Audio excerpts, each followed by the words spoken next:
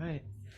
So I am going to ask people to just monitor your own muting on and off, please. And if you're not speaking, if you don't mind, if you could remain muted as much as you can.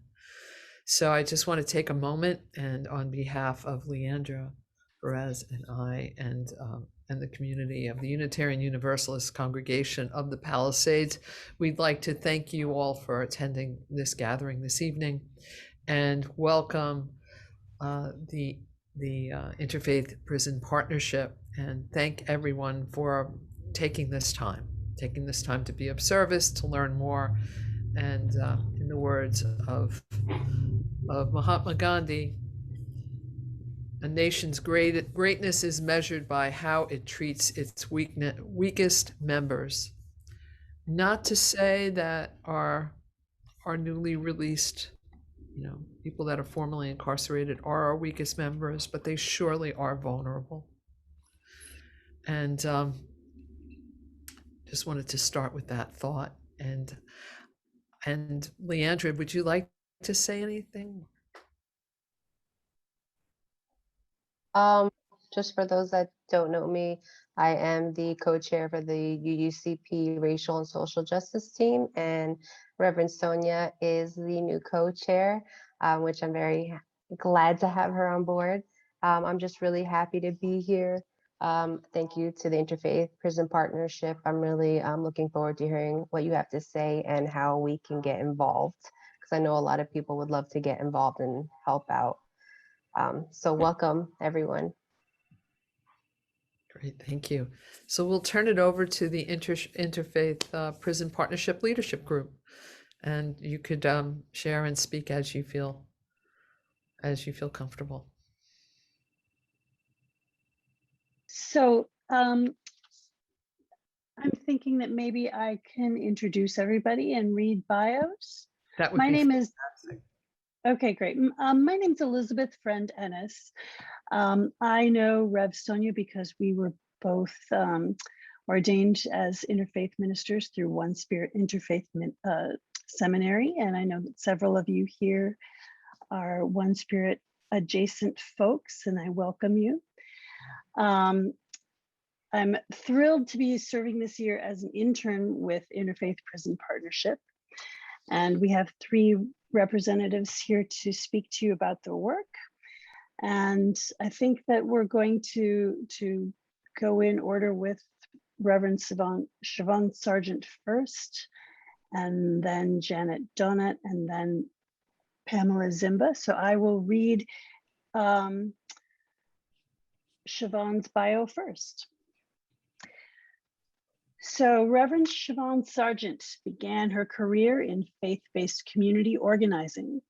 For the past 12 years, she has worked in parish ministry, both in New York City, where she served as associate pastor of the Church of St. Paul and St. Andrew, and in White Plains, where she currently serves as senior pastor at Memorial United Methodist Church. She has newly stepped into the role of director of Interfaith Prison Partnership after having served on their advisory board. Reverend Sargent's gifts rest in developing leaders within the church community with a heart for social justice. Reverend Sargent believes that the good news of the gospel is found in sharing Jesus's radical message of love with the least, the lost, and the marginalized. She is my site supervisor for my IPP internship and a wonderful human being. So I would like to welcome Siobhan Sargent. Thank you. That makes me sound pretty good. Not too bad anyways. Yeah, it's a gift to be here with you. As Elizabeth said, it's a new role for me. I kind of got involved with Interfaith Prison Partnership about a year ago, actually, November of 2020. Our church, Memorial, was heavily involved with a program called the Coming Home Program, which worked with, it was a reentry program, a trauma-informed restorative community program that helped women specifically coming out of incarceration. And that program was really phenomenal, but because of COVID, It was an 18-week based program that included food and gathering time and COVID and all the challenges of social distancing and whatnot. We had to take a pause on that program. And so we're trying to find other ways for our church community to get involved. And one of our members, by the name of Mark Davies, who was actually the intern the last year before we were able to welcome Elizabeth to our team, he's a member of my church, and he was like, you got to get this guy, Hans Hollenbach, to come and speak to our church about Interfaith Prison Partnership. And Hans actually founded IPP many years ago. And about in 2019, he's from Holland. Is that right, Janet? Yeah. He's from Holland, and so he's, not from this country. And he was driving down the road one day. Denmark. Is it Denmark? Yeah, he's from Denmark. Anyways, he was driving down the road one day and he saw an adopt a highway sign. And he's like, if you can adopt a highway, why can't you adopt a prison? And so he really launched through Interfaith Prison Partnership, which actually at the time was called Presbyterian Prison Partnership because he's a Presbyterian minister. He launched this program around Adopt a Prison. And in September of 2019, he joined with the superintendents of Taconic and Bedford, Taconic State Correctional Facility, which is a women's prison, and Bedford Correctional Facility. Their two superintendents and the town supervisor of Bedford, they launched this Adopt a Prison program, and also this other municipal committee called the Prison Relations Advisory Committee, which is actually very unique to the town of Bedford. It's one of the newest models of kind of a relationship between kind of faith communities and their partnerships and the Department of Corrections and also the town. So it's this really incredible thing that started in 2019, and really, as horrible as COVID has been, it really opened up many avenues for us to support the women who are incarcerated. One of the things, if everyone realized, we were out of toilet paper, if we remember this in our, all the rush to the stores, one of the things that the women were in short supply of that the prisons needed were masks, because we were all in need of masks. And one of the other things, the soap that they use has harsh materials in it. So when you're in a time when you have to wash your hands 3, 4, 5, 10 times a day, it became somewhat of a health hazard. And so one of the calls that came out to the community was a need for soap, for non-alcohol based soap. And so that's kind of how things got started a little bit with the Adopt a Prison program, and really landed with other faith-based communities. And so they reached out to different communities that donated thousands of bars of soap. I don't know what the exact number is. Janet, I don't know, maybe if you know. I don't know. But I think it's close to I want to say it's close to 20,000 bars of soap that were donated over the course of COVID. And the way that Hans tells it very well, but it was really just this communication of love. They got so many letters from the women in response, because for the first time in so many, many years, they would receive a bar of soap, and sometimes they would put a message on it, whether it be stay hopeful, or, whatever the message was. And the communication that it said to the women was, you matter.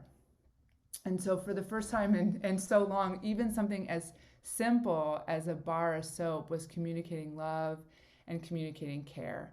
And so it developed and evolved with this Adopt a Prison program, and other things that that one of the things that my church has gotten very involved in as well is we've been doing basically assembly days for release bags.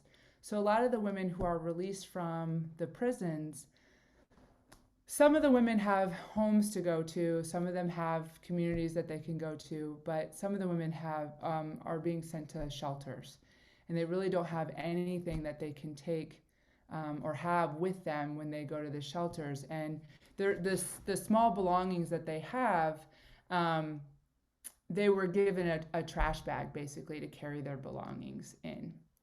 And so really it was this message that you are trash. And so wanting to kind of reclaim a sense of humanity and dignity and sacred worth, one of the things that the superintendent said that they could use were release bags. And so this was another initiative that IPP joined in with PRAC in creating. For every woman that gets released from prison, they get this bag. And it's filled with essential items like a blanket, washcloths, hand towel, shampoo, conditioner, soap, toothbrush, toothpaste, basic things, but many of which women don't have. Or they were even finding that the women that were going to like a home environment still didn't necessarily have a lot of means. And so that's why they kind of expanded the release bags to not just women going into shelters, but women who were any woman that was being released. So our church has been, I think, transformed by this work, for sure. It's definitely helped us dig into deeper understandings of what it means to be anti-racist in this world. One of the things that we've been doing is we've had several book studies that we've gotten involved with. But this was really kind of where the rubber meets the road and making a material difference in people's lives. And so it's just been huge, especially, I don't know if anyone has seen the documentary 13th by Ava DuVernay, but just looking at, mass incarceration and incarceration in general, how it so disproportionately affects persons of color. This was one mechanism for our church to get more involved in combating racism and being more anti-racist. So, like I said, I've stepped in this role since, I think when Elizabeth started, I started, so in September. But it's been absolutely transforming for me personally. I think it's been absolutely transformational for my congregation. And I think, too, just getting some of the responses from the women that we're able to be in contact with who are incarcerated, or some of the women who have been released, just the impact that it's made in their lives has been really huge. I think that kind of covers my perspective on kind of the history of it, but obviously, as we kind of move through the night, I'd be happy to answer questions about stuff. Wonderful. Thank you so much, Siobhan. I'll hand it back to you, Elizabeth. Oh, sorry. I was just going to say, should we save questions until after all three presenters have had a chance to talk? I think so. Okay. Yes. Okay, great. Thank you, Siobhan. Next, I would like to welcome Janet Donat. So Janet has been working for Family Services of Westchester since 2007 as a program coordinator within the Restorative Justice Department and mental health specialist in the Head Start and Early Step Forward programs. In 2009, Janet created the Emerge program, which stands for Educating Mothers to Embrace Reentry and Gain Employment, a pre-release reentry program for incarcerated mothers at the Westchester County Department of Correction. In this capacity, she's worked with Westchester Department of Community Mental Health to launch Bonds Beyond Bars Subcommittee, Resilience Coalition, and multiple lunch and learn programs providing community education and advocacy around the impact of incarceration on the children in our county. Janet was instrumental in bringing the Coming Home program. It's focused on creation of restorative community for people who are returning after incarceration for women in Westchester County through collaboration with the Reformed Church of Bronxville, Rye Presbyterian Church, and Memorial United Methodist Church in White Plains, which is Siobhan's church.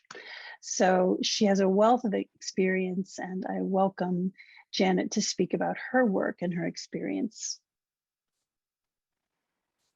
Well, good evening, everybody. Thank you for inviting us to be here. I always welcome any opportunity to talk about the work that I'm privileged to be able to do, because it's been such a meaningful part of my life. So, you know, as you can gather from my little bio, I entered this work as a child development specialist. My concern was for the children in our county, and I realized that in order to make a difference in the lives of the children, we always have to work with the parents. The younger the children, the more important this is, to really partner with the parents.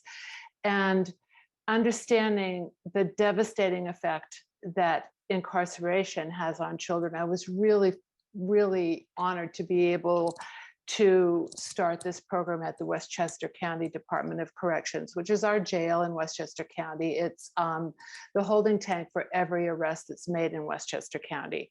Until bail reform legislation was passed, I was working with women that were incarcerated because of driving with an expired license, and they couldn't post bail, and women who were charged with first-degree murder and were awaiting sentencing.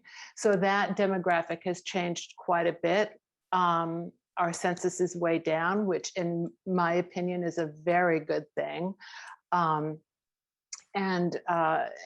But still, you know, I'm working with mothers who are incarcerated, and they really have educated me in terms of the vast unmet needs that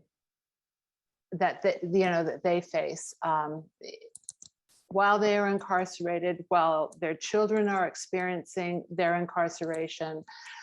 Because, you know, if you incarcerate a mother, there are definite echoes of that incarceration, and children are the innocent victims of maternal incarceration.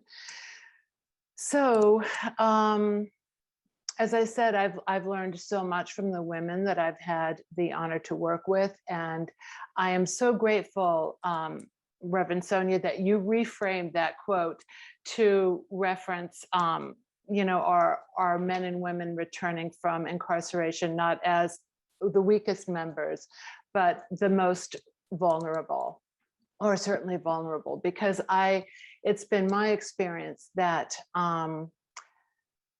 that the wisdom and the passion and, you know, the what is the adjective? I want to say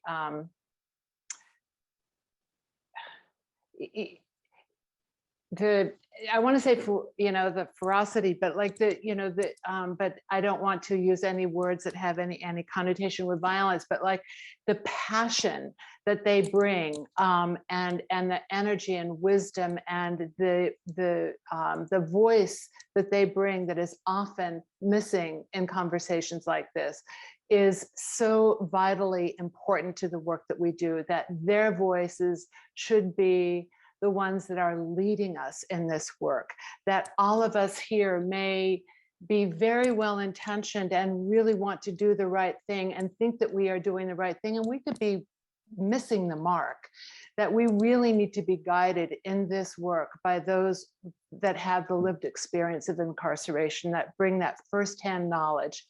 And I strongly believe that it is incumbent upon us to create space at the table for that voice. I think that's very, very important in this work. The greatest joy of the work that I do has been the working directly inside the jail with women who are incarcerated. But out of that has also come, I guess, a self-imposed responsibility, but I really believe that, there is a huge need for cross-systems collaboration and advocacy around systems change in this work.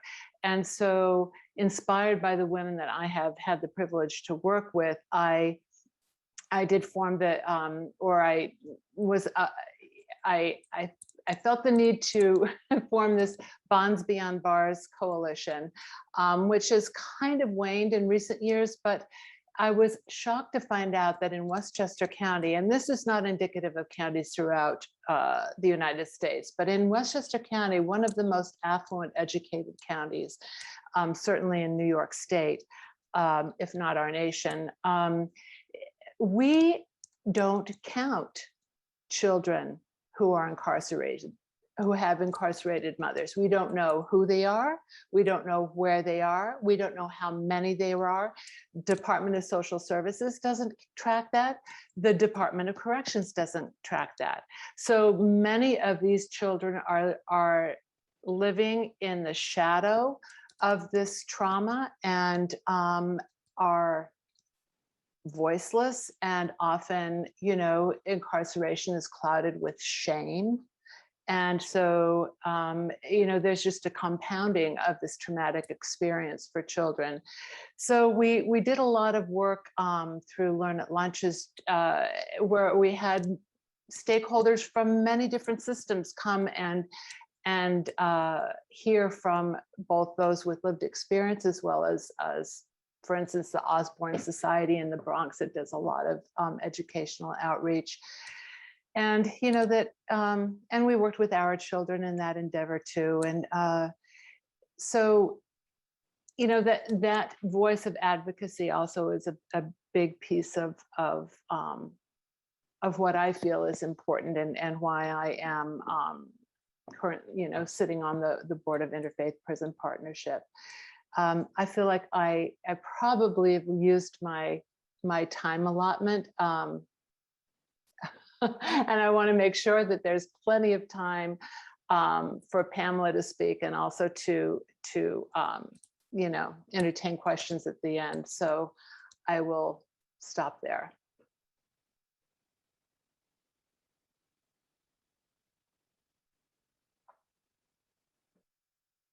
Yeah, and Janet, you serve on our advisory council. How long have you been on IPP's advisory council?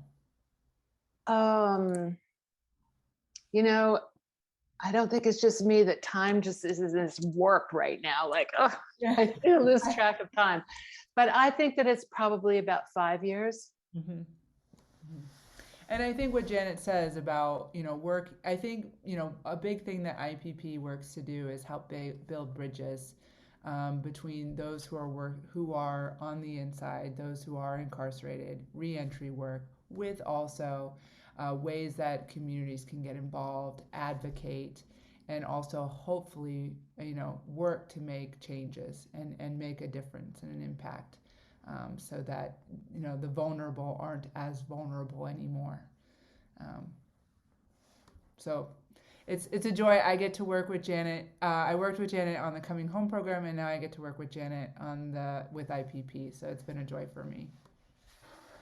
For me as well.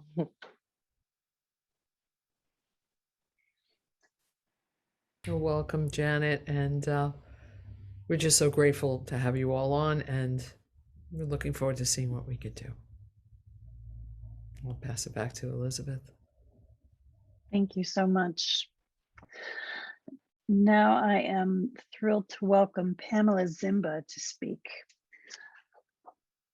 Pamela graduated from Bard College with an associate degree in liberal arts through the Bard Prison Initiative in 2017. Her personal experience inspires her to advocate for criminal justice reform and to be a voice for all formerly and currently incarcerated women. Shortly after being released in 2018, Pamela was accepted to the Ford Foundation Associate Fellowship.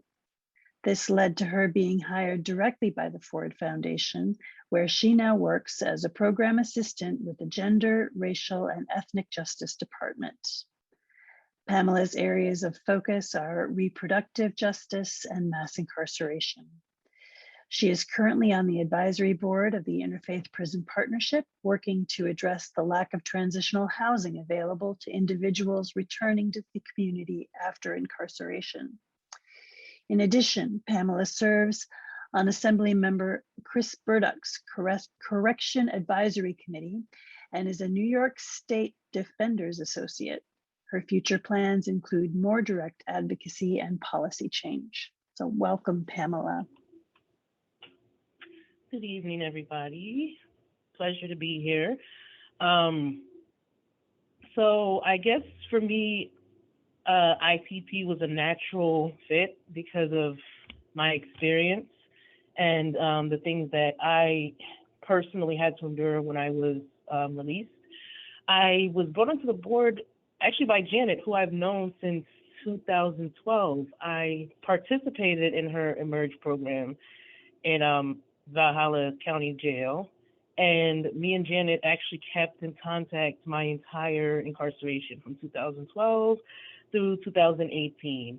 And once I was released, we still kept in contact. And I guess my experience of what I had to go through after being released, it led me to kind of let Janet know all the issues that women face once they're released from being incarcerated.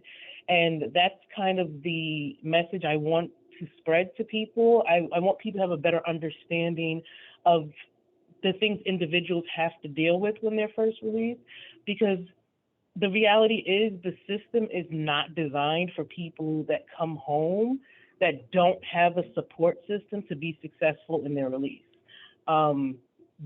Especially if you end up in a situation like going to a shelter like I did, they don't offer much support to individuals who've never been incarcerated. So there's even less support for somebody who has been incarcerated. You know, when you're coming out, the main things that most formerly incarcerated people focus in on is employment, housing, and then usually if you have kids, women trying to get their children back. The issue is the shelter system doesn't have any real support as far as resumes, clothing for interviews, even training people on interviews. Depending on the length of time you've been incarcerated, it's reintegrating back into society is not the easiest thing to do, especially when you don't have a support system. And I feel like a lot of people in the communities have this idea that once somebody comes out, if they reoffend in any way, it's just because, you know, it's just a given. You know, they were incarcerated and they're forever going to commit crimes or they're forever going to be a criminal. But a lot of times people reoffend due to their circumstances more than anything. When you're released, you get $40, and depending on what you have in your account, if you do have any money saved, that's pretty much it, which is why these bags that they're giving are such a huge thing, because $40 to get your basic hygiene products, like Siobhan mentioned, shampoos, soap, deodorant, toothbrush, toothpaste. You can't even get all of that with $40.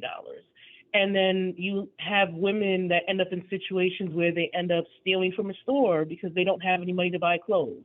They don't have any money to buy hygiene products. They don't have any money for even food sometimes. And next thing you know, they're violated and they're going back to prison. And so a sense of community, I think, is the biggest thing, along with housing, education. I feel like people in the community can really make a huge difference between people reoffending and people successfully transitioning back into the community. I mean, my situation with Janet is a perfect example. Like I said, that support I had, like I said, she wrote me my whole time that I was incarcerated. It makes a difference. It makes a difference to know that somebody out there actually cares. Somebody's taking the time to send you letters. When I came home, she made sure I did. I had a bag with shampoo and soap and conditioner, which was great because I went into the shelter when I first came home. I didn't have any of those things. So that was just one less thing I had to worry about. When I needed clothes, shoes, she was taking me to places so I could get the things that I needed. And that sense of support makes a huge difference, to know that somebody cares enough to take time out of their day to help you with the most basic things. And I just want to kind of be the voice to let people know that something as simple as a bar of soap really does make a difference when you're alone, especially when you don't have anybody when you first come home. Having somebody that you can just talk to, having a sense of belonging, and the coming home program was definitely a great thing that I attended as well. And it was nice to know that even once a week, I was going to go meet with people, and we were going to sit and we were going to talk, and it was going to be people that could relate to me. It was there for people to support me, encourage me, and just know that even if it was just for one night, I got to feel like I was part of a family. And so things like that really make a difference, because once you've been incarcerated, regardless usually of the length of time, it changes you in some type of way. It affects you differently after going through that type of experience. And some people deal and handle with coming back out into the world better than others. But like I mentioned, having that support, having somebody you could literally just pick up the phone and call during a crisis or during a time when you feel like you're really alone makes a huge difference. And another aspect I also wanted to bring to IPP is to bring the fact of the lack of transitional housing for women in Westchester County. At the end of the day, it's great if you can have a bag with all these things, but if you don't know where you're going to sleep at night, it's a huge burden on your shoulders to not know from day to day where you're going to go. And to also be in a shelter environment, which for me personally, because I was in Westchester County, I went to Volunteers of America, and it literally reminded me of prison, 100%. Like I left prison to go back to another prison with just a little bit more freedom. But the design of the shelter, the setup, the bed, everything literally in the shelter was just like being in prison. And it was kind of a shock because it's not what I was expecting. That you get a social worker, but the lack of caring was like, it was unbelievable. Like they just didn't really give you any type of support to get your life together. They would give you get a voucher to find housing, but the voucher is $590. And I'm like, they tell you have $590 to find a place to live, and then they give you lists of apartments that are like $1,000 or more. And they're just like, good luck. And I'm like, it doesn't literally make sense to me that you're giving me apartments that my voucher can't afford to pay for, but then you're telling me it's up to me to find a place to live. And the reality is you're not going to find a place to live for the most part for that amount of money, especially not in Westchester County. And that's why I say the system is set up for people not to really succeed in those type of situations, because even if I get employment while I'm in the shelter, you have to pay rent while you're in the shelter. Once you start working, you have to pay them rent. So how do I save money to move out of the shelter when I have to pay rent to be in the shelter? And then I get a voucher. If I don't work, I get a voucher for $590, but I literally can't find housing for $590. So it's like you're stuck in a loop, because I get the job, I have to pay rent. I don't get the job, and I don't have enough money to get my own apartment. So I just feel like there's a lot of things that need to be changed. And I feel like also if the community was more aware of the issues that a lot of formerly incarcerated people have to deal with, they would have a better understanding of why the recidivism rate is so high and why a lot of people are stuck in this endless loop of reoffending, because they literally don't have any real opportunity to get themselves together. There's no breathing room, there's no space. I remember I got a job making $12 an hour, and they cut all my benefits off, like immediately. And I said, I didn't have an opportunity to save any money. I didn't have an opportunity. They didn't say, listen, we're going to give you 6 weeks, work, get your paycheck, save some money, and then go from there. No, immediately cut everything off. And I thank God I had a support system, or else there's a chance I could have ended up reoffending myself, because it's it's a struggle. It really is a struggle to get your life back together.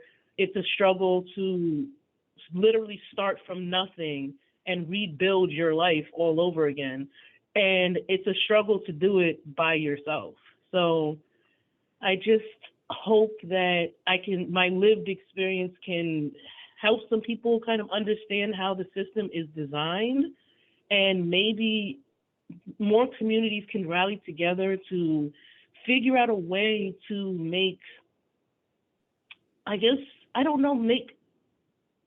take on more of a sense of responsibility on helping these individuals that are coming home to be successful and transition and not have to go back to a lifestyle that a lot of people don't want to go back to in order to just survive and, have basic needs when they first come home, and to be treated like human beings and to be treated with some respect and be given help, especially when they really want to make a change. So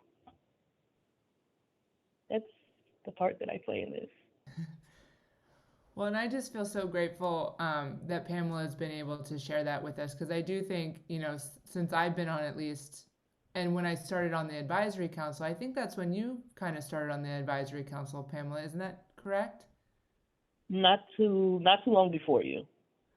And it just, I was so grateful. I think that's one of the reasons I felt so passionate about IPP, is this direction around really trying to fill in the gaps. There are so many gaps of care for those who are incarcerated and those who are coming home. And I felt like what's been so great is this initiative that we've really tried to take on is hoping to put in place transitional housing in Westchester County. Our fiscal sponsor, we work closely with Our Children. And I was actually able to just go and visit with Our Children, which is in Long Island City, and visit their facilities. And I think they have an amazing model. Pamela's also worked with someone out in California. What's her name, Pamela? Susan Burton. Susan Burton. There's another model out in California as well. But this model of a more holistic way of caring for individuals coming home, where it's not just, it is housing, which is huge. It's housing, it's childcare, it's work placement, it's work support, it's social work, it's mental health, it's they have a food pantry, they have all of these services, and it's like, why don't we have that? Why aren't we working to kind of galvanize ourselves, as Pamela said, take responsibility for the fact that people are in need, and I think, like Janet said, like, no one's weak here, but if you're not set up for success, what else would you expect, but high recidivism rates, I think the major thing with IPP is really moving from a place where individuals are simply surviving to a place where they're really thriving, because we all deserve to thrive. So. We just had a meeting this morning, and forgive me if I am going to get this statistic wrong, Siobhan, but I understand that the standard recidivism rate was something like 25%. But for women who had participated in programs provided by Our Children, which is an IPP partner, where they have childcare, they have housing assistance, they have job education assistance, that recidivism rate for those women is less than 5%. Close to like 3%. And, Right. Wow. One of the things that really spoke to me too is, Pamela said that you tried to get into Our Children. I did. They didn't have any beds available. And that's the issue with the lack of transitional. There's not a lot of transitional housing. And I was from Westchester County, and I wanted to go transition to the city. And the issue was, they were like, you can't go to a shelter in the city, you have to go to some type of program. And if you can't get a bed in a program, then you end up in the shelter in Westchester. And I didn't understand the whole, I can go to a shelter in Westchester, but I can't go to a shelter in the city. But there's no transitional housing in Westchester, so I have no choice but to go to a shelter. So it was just, and a lot of them, like I said, they don't have beds. And a lot of times these shelters, especially since our children's main focus is like women with children, women that are coming in there with their children when they're released are a priority over a single female who's not going to have her kids. And so I wasn't going to pull my son out of the stable environment that he was in just so that I could get into transitional housing. Mm-hmm. And I think it just speaks to, to your point, Pamela, I think it speaks to the absolute need that, our focus right now is like working on getting a house established, trying to figure that out in Westchester. But the reality is we don't need just one house. We need like 50 houses. We need like 50 houses in every city. And that would really help turn the tide, And so I think it's just like, I get so excited and jazzed about being able to talk to other communities of faith, because I do think the more we can work together around this stuff, I really think we can start to tip the needle in the other direction, in a better direction. Well, I guess, thank you. First of all, thank you for sharing these stories, for sharing this information. Pamela, thank you for being transparent about all the struggling in your life and in the lives of people that are formerly incarcerated. So I see we have about a little more than 15 minutes left. So my first default is already, okay, so we're, it's like, yes. So how can we help? What do we do? Can we help you? Should we, we're in New Jersey. Should we look to partner with organizations in New Jersey? Should or could we partner with you? And if we're to do that, what does it look like? And do you have a map of how we do it? Yes. That's Of a good course. answer. Yes. Fantastic. Always yes. One of the things our church is doing is we're doing these release assembly bag days. We have one coming up on December 12th on Sunday. And I think part of this stuff is I think for me, I get excited as that's my community organizing experience, right? It's like, okay, how do you help communities kind of get involved? How do you help educate and then inspire, for advocacy and change? And I think the release bags, so you could definitely come, some of the members of your community could come that day and just see what it looks like when I'm very grateful. Our church is part of a cooperative. So we have other United Methodist churches in our area that have been willing to take on different pieces of all, because there's a lot of stuff in these bags. It's not, I don't know what the size of UUCP actually is, but Memorial, we're like 50, 60 people, as far as a regular worshiping community. I mean, yeah, on the roll sheets we have 100 plus, but people who show up every Sunday, it's in the 50s, 60s. And so when you think about all the items that would go into it, it's a heavy lift. And I always think it's way better to lift with other people, right? Many hands make light work. And so we've been able to partner with other churches in the area. Our church, since we're the host site, we take on the bags, the cost of the bags. We take on things like, some of the bigger items like blankets, shampoo and conditioner, some of the items, and we have an Amazon wish list of all the things that are docs approved, which is a whole other layer of working with the Department of Corrections, is that some things are approved and some things are not. Most of the stuff that we have to use, have to be alcohol-free based things. But, we've taken on this. New Rochelle United Methodist Church takes on the washcloths and the towels. Someone gets the toothbrush and the toothpaste. And our congregation, we have vouched every other month. We've been doing 60, so we'll get 60 bags and 60 whatever.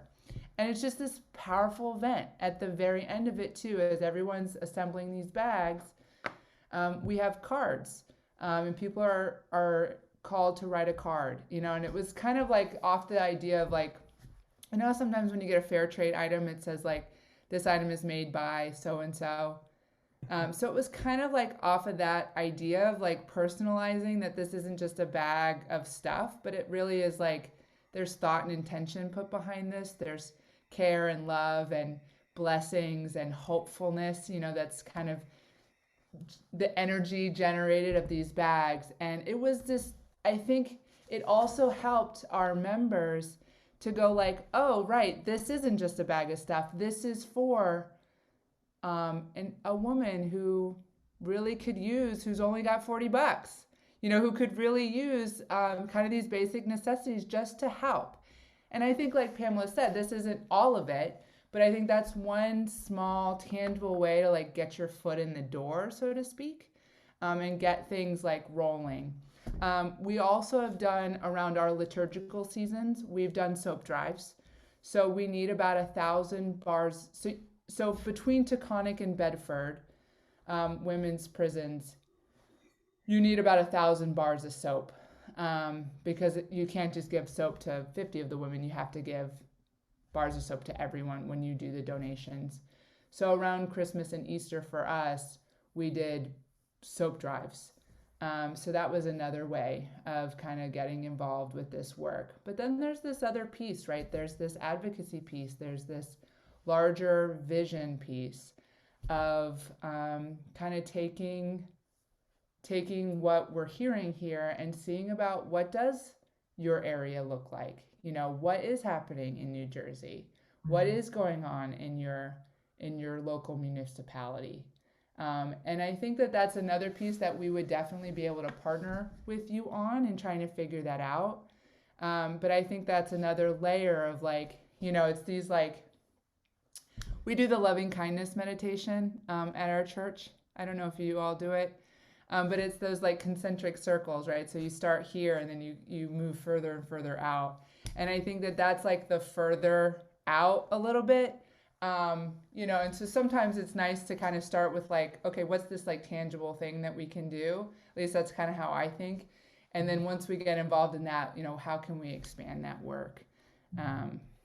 I'd just like to echo what you said, Siobhan, because personally, as an educator, I believe that all learning and growth takes place in the context of relationship. And I think that the most powerful work is always at the grassroots community level. And as Pamela said, some of the most powerful, transformative experiences that she had, and certainly that I have had, have been in creating restorative community and conscious community with people that have had the lived experience of incarceration. And it was always so interesting in the coming home programs that I helped start in 3 different communities. We partnered with Fordham University to collect data to prove efficacy of this model, to have an evidence-based model. And the data always came back that when we poured our heart into creating this curriculum, this trauma-informed that was really addressed all of the needs that we knew were being experienced by men and women returning to the community. And hands down, the most powerful shift that took place for people was the dinner. With sitting down, breaking bread, sharing a meal and conversation with somebody that cared, and walking into they happen to be churches, but it could be any community space, walking into a space where they did not feel judged, they felt welcomed, they felt loved and accepted. Many of the women, I said, because I only work with women, had never experienced that in their life. And, all of us feel more successful when we feel that somebody is walking with us. And personally, I think that the most powerful work is walking with rather than doing for. But I do also believe, as Siobhan said, that sometimes it's a stepping stone to walking with is doing for, putting together some, a welcome home bag, or, kind of dipping your toe in the water with a little bit of distance. But then the importance of moving forward and entering into relationship and community. And I think just to piggyback off that, Janet, I think like the sky's the limit.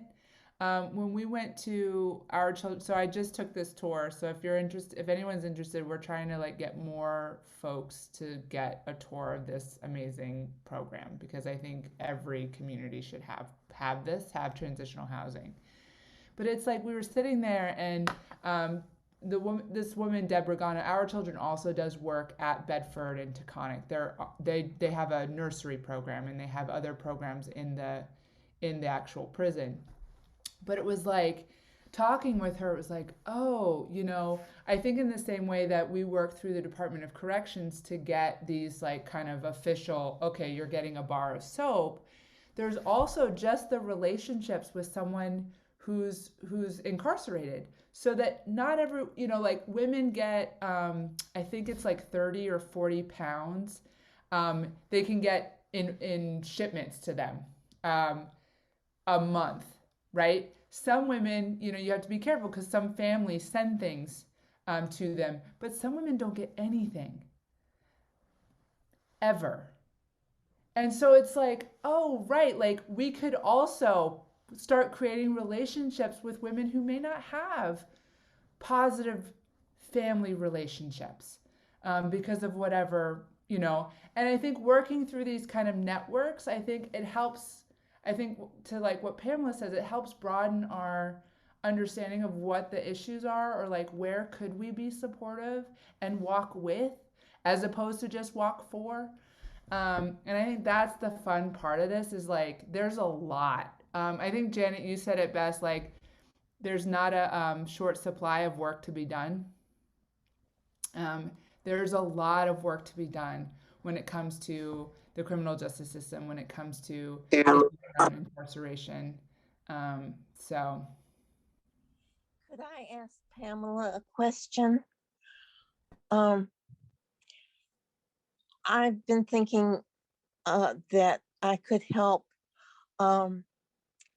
giving some basic financial information to women in prison. And that may just be a luxury. I mean, there's so much basic that needs to be done. But Pamela, do you think that would be of any help to anybody?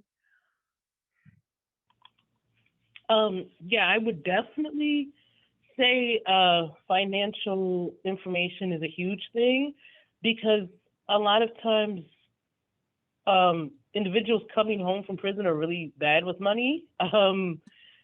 I know I was. So one of the strange things, like when I first came home, I just had this urge to buy things. And I think it's because I could, versus I really needed this stuff, like being able to walk into a store and buy something, and I didn't have to see if it didn't have alcohol in it. I didn't have to see if it would be approved. It was just the luxury of being able to walk into a store. And I feel like for a lot of people, especially when they're first coming home, that impulse to just buy things and spend money on unnecessary things is a huge thing. Knowing how to kind of manage their money and pay their bills, make sure, you pay your bills first, and budgeting out what money you do have, because that's not something you really deal with when you're incarcerated. Like, you don't have to pay rent when you're in there. You don't have to pay a cable bill. You don't have to pay a cell phone bill, those type of things.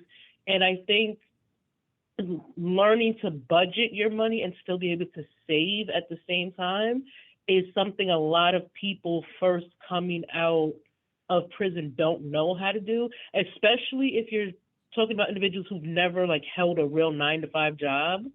Right. So they're not used to living on maybe making minimum wage. They've never lived off minimum wage before. So they don't know how to budget living a lifestyle that requires them to live making minimum wage.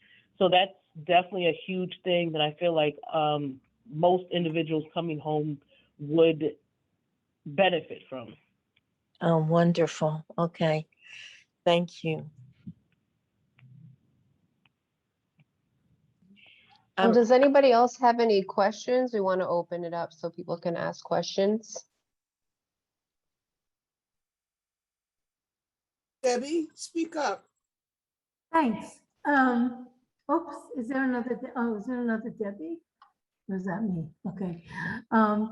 We have, first of all, thank you so much for the work that you're doing and for being here tonight. This was really an education and an inspiration for the four of you. We have a women's jail right here in Bergen County.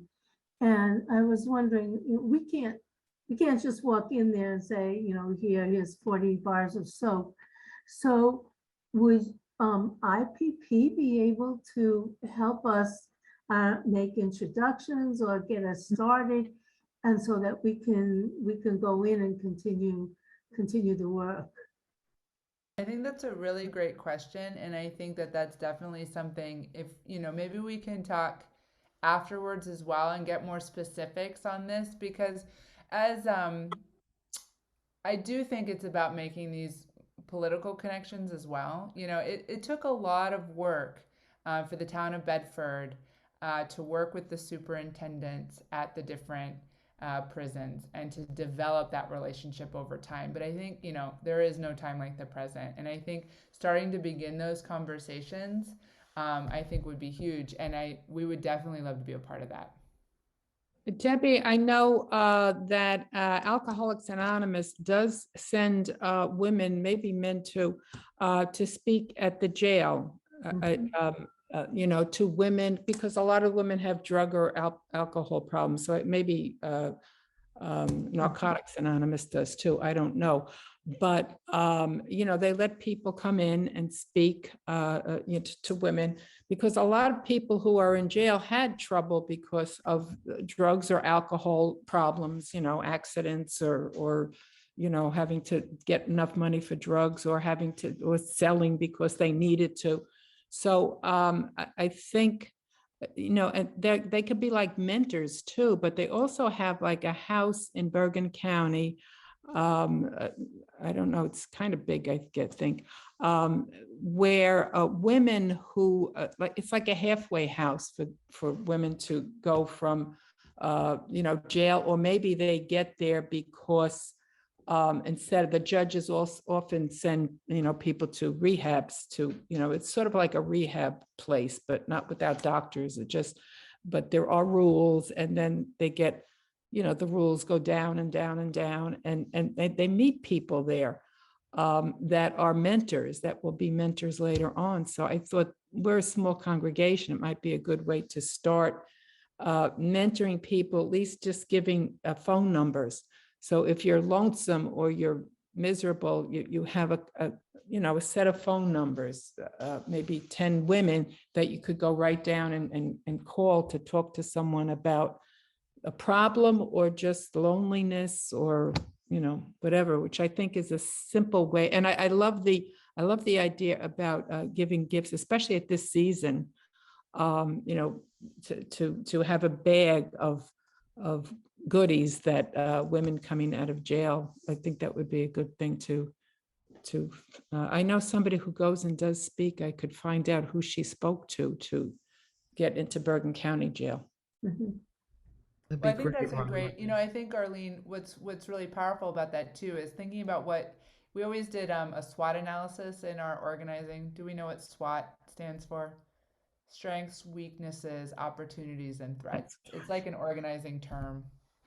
And I think that's a real strength, is like thinking about kind of the connections that you already have that might be able to get you into, having sort of a direct relationship with the individuals who are at Bergen County Jail, right? So it's really hearing from them, or working, kind of what Janet does, right? It's like working with them to find out what their needs might be, or ways that we could, you could be supportive.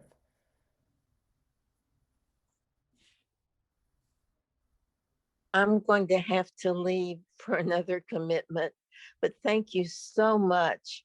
I have some health challenges right now, but I want to be very involved soon. Thank you. Thanks, Dottie. Thank you, Dottie. Oh, I see Debbie.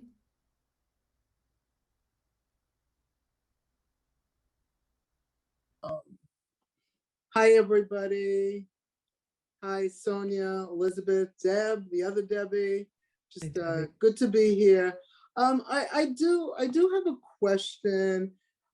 Again, I don't know, maybe somewhere down the line, is there any program or an intention to have a program specifically in Westchester County? I actually lived in Westchester County, you know, bringing up my own kids for over 30 years, and it's very heartbreaking for me to hear, you know, the neglect and the, you know, just denial of what is happening as you mentioned, really one of the wealthiest counties and areas, you know, in the country. It's very sad.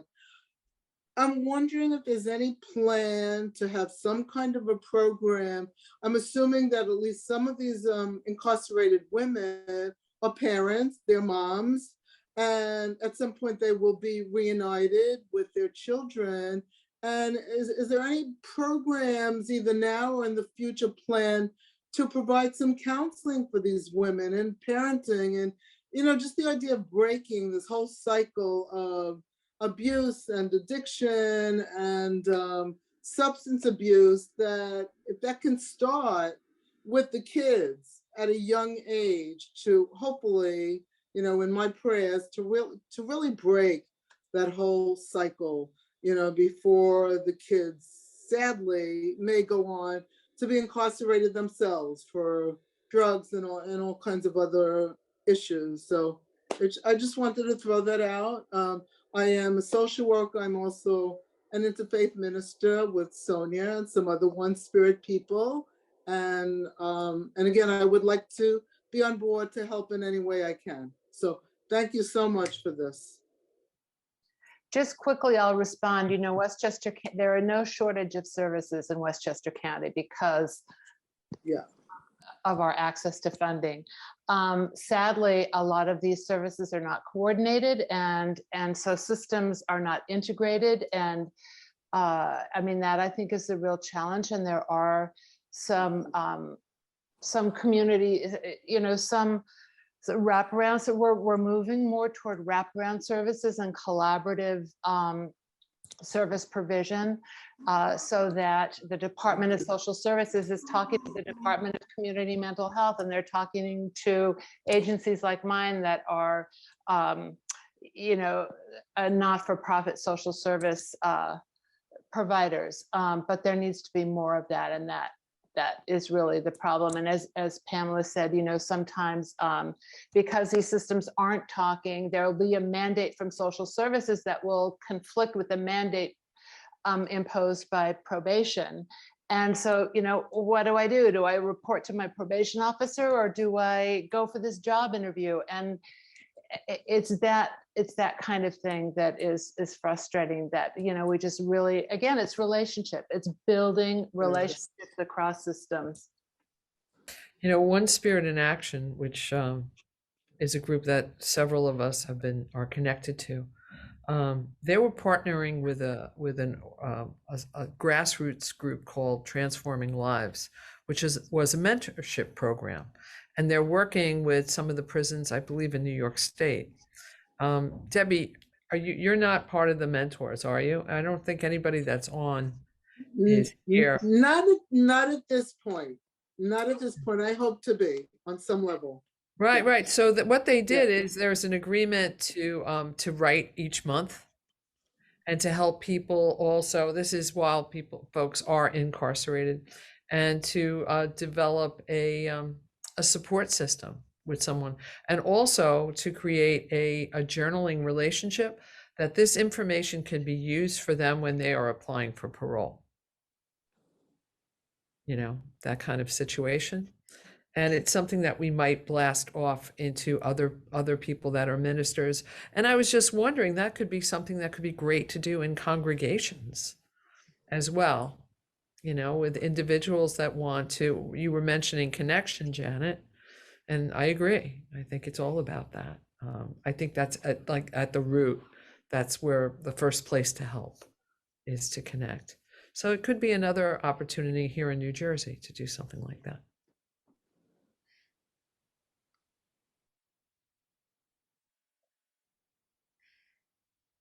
And it's at 8:05 actually now, so if there's any other questions, just wanted to throw that out there.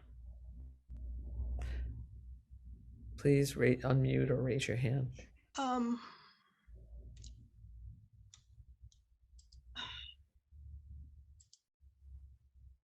Chauvin. Can you tell me what SWAT stands for again? Sorry, it's an organizing term. Strengths, weaknesses, opportunities, Oh, okay. and threats. And it's just it's a thing, you know, organizations can use to kind of walk through and say, you know, what's a strength that we have right now? What's a weakness? What's an opportunity? You know, so like there have actually been, as horrible as COVID has been, there have been lots of opportunities for us to connect. You know, I don't know, you being in New Jersey, I don't know that we would have necessarily connected, but because of Zoom, we have this opportunity. Right. Mm-hmm. And then I think threats are the things that, you know, I think like what Janet was saying about how these systems aren't talking to each other. So that's kind of a threat. That's sort of a thing that is a barrier for better services or better care for individuals who are coming home or individuals who are. So that's kind of, you know, how you kind of apply it. Thank you. You're welcome. Thanks. This is Pat Cullen. I'm on a phone right now, and I apologize. I just got on board about 5 minutes ago. I was at an American Legion Zoom meeting, so I'm sorry that I missed most of it. But I assume that you talked about the governor of Oklahoma commuting that gentleman's sentence from death to life imprisonment. No. No. Oh We yeah, didn't, that broke.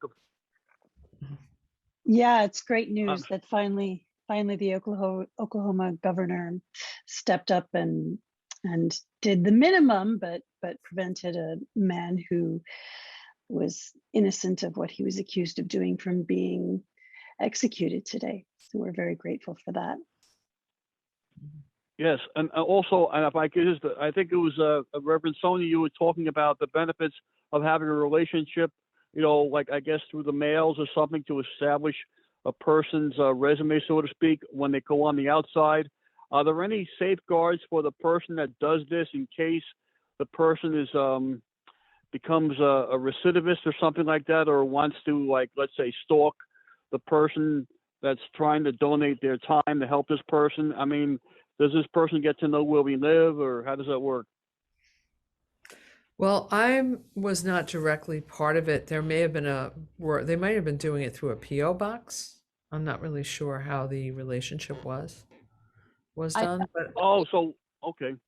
When we've launched a letter writing campaign at the church that I attended for many years, South Presbyterian Church in Dobbs Ferry, we had very informative training sessions before it launched, just to cover all of those things. And also, you know, what's important, what is appropriate to talk about, what is not appropriate to talk about, and boundaries. Boundaries are really important, and they keep both sides safe. And I think it's important to acknowledge that it's there's also danger in somebody who is incarcerated becoming vulnerable, and it's, you know, I mean, it's not just, you know, the concern about, you know, is this person going to recidivate and come and stalk? I mean, it is protection for their mental health and well-being and vulnerability as well. Yeah, yes, I agreed. So if I participate in this, I will be given a post office box number or something like that? Oh, well, we were just talking more hypothetically right now, Patrick, that it's not established and available to us yet. But okay, I'm definitely game for that. I would definitely be game for that, giving my name and, you know, being assigned someone where I could, you know, converse through the mails. As long as I had like a PO box or something, I wouldn't want to give him my house or her my house address. Well, this is all open for conversation. Thank you so Okay. much. Thank you, Reverend Sonia.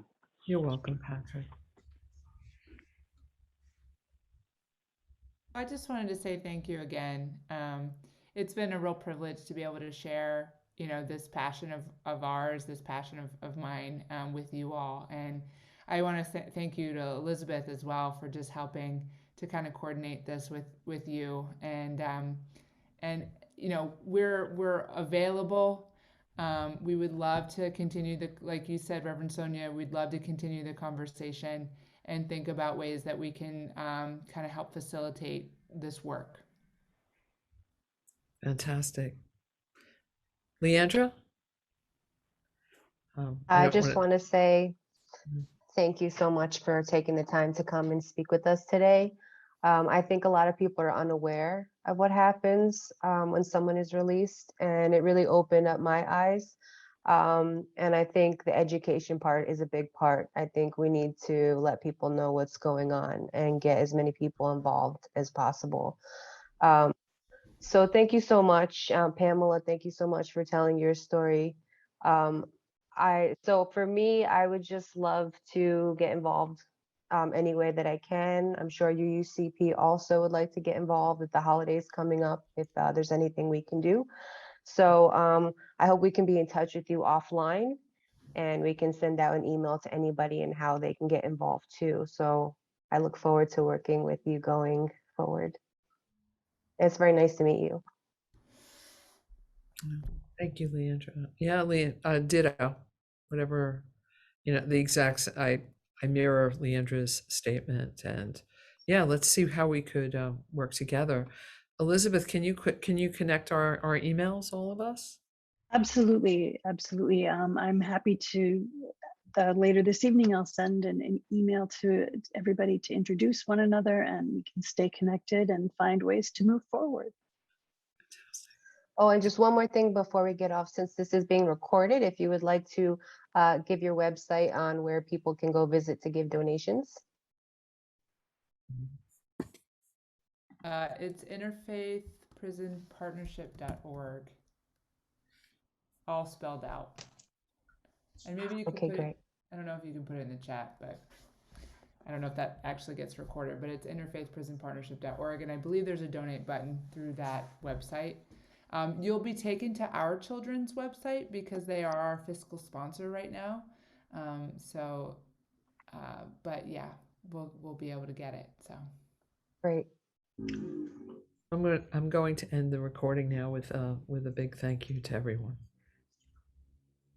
Thank you. Thank you. Thank you. thank you so And much. good Thank night. you. Pamela, thank you, Janet. Thank you. If you like this video, please like us on YouTube, subscribe to our YouTube channel, and click on the bell to be notified whenever we post a new video. Thank you.